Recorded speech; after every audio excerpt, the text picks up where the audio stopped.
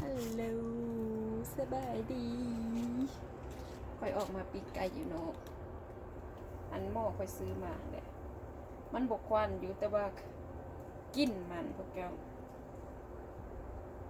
มันบกควันอยู่ในเฮือนแต่ว่ากินก็เลยเมื่อนี้อากาศดีเขาก็เลยออกมาปิ้งอยู่เนาะแง่สิสุกแล้วไปปิ้งไปกินข้าวเที่ยงไปเลยเนาะนี่เห็นเบาแต่เสียบเบาขณะอากาศบดีก็ออกมาบ่ได้แล้วนี่มึงอากาศนอกบ้านผัวกับเมียเอาสีคือกันนี่แหละรถกันมานำสีบัวจัดมานี่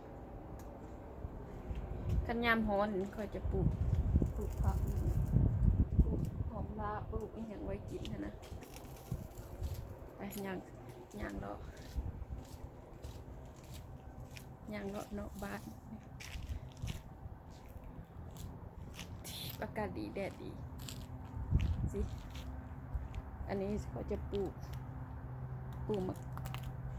เลนปลูกอีหยังไว้กินเนี่ยปลูกดอกไม้ว่าปีนี้สิเอาพักมาลงหลายสิเอามักแต่งสิเอาผักสลัดสิเอาอีหยังมาปลูกใส่นี่สินอกบ้านอันนี้อากาศดีก็เลยออกมาย่างลิ้นไปเนาะมีอย่างดับเมื่อวานเขาก็ไปเลาะเบิดมือว่าคนบริถ่ายคลิปถ่ายอีหยังก็คริสต์มาสก็ค่อยเหลืองบัดบรรยากาศนอกบ้านเนี่ยมาหน่อยนึงเสียงเขาออกมาตัดนี่ออกเห็ดเปียกอยู่นอกได้อากาศมันอุ่นใครแต่ว่ามันโบอันนั้นหลายโบลมหลายแต่ว่าอยู่แคลิฟอร์เนียอีกอย่างคือว่าสโนว์ลงเนาะกกไม้เงินค่อยมันมีแต่กลางค่อยมาเมกาไม้ค่อยว่ากกไม้ตายได้ไปสิ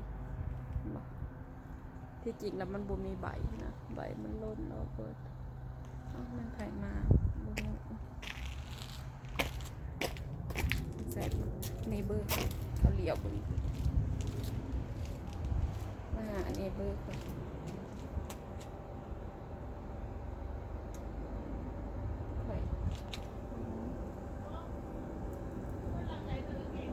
ให้ได้เด้ข้างหลังนั้นแหละ